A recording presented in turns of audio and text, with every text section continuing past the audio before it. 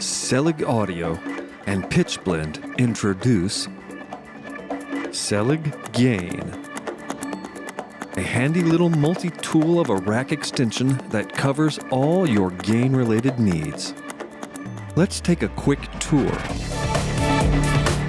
From left to right, we have the obligatory bypass on-off switch, the SSL-inspired auto fade section, LEDs showing audio and CV signal strength and a mute button, followed by a high-resolution stereo input meter. In the fader section, we have the fader mode selector and, of course, a classic long throw fader. On the other side of the fader section, we have the polarity invert and mono buttons, the pan section including the pan law selector, the peak hold display with optional auto reset, and the high-resolution stereo output meters. On the back panel, we have the main inputs for both stereo audio and CV, the fader CV inputs and outputs and polarity invert button, the pan section featuring the same I/O as the fader section, and the main outputs for both audio and CV. Now let's take a look at what this baby can do. At its most basic level, Selig Gain can trim audio levels with plus or minus 24 dB of gain in trim mode, or scale the audio signal from unity gain down to silence in VCA mode. One of the handiest features of Selig Gain is its ability to be almost fully operated when folded. Using shift drag in Reason 7.1 and later allows you to instantly reroute Selig Gain so you can spot check levels anywhere in the rack using a single gain device.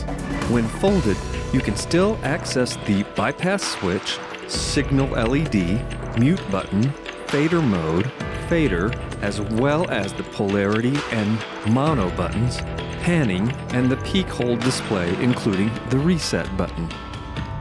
Now let's take a look at some specific applications.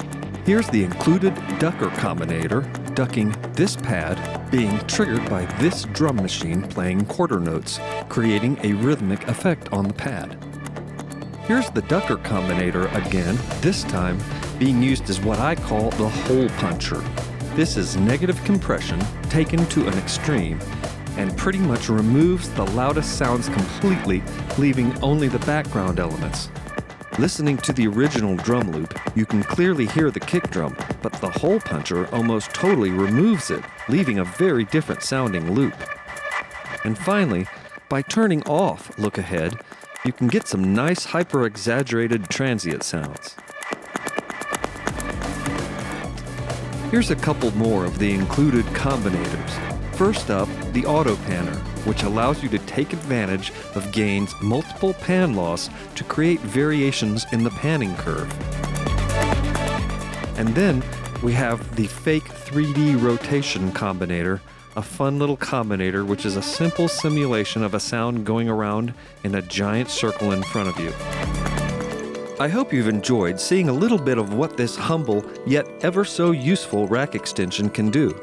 Gain has plenty more tricks up its sleeve, so I encourage you to give it a spin today and see how it can help you with everything from simple level setting tasks to more advanced CV manipulations. To find out more, click on the link below to go to seligaudio.com or check out Gain in the Propellerhead store.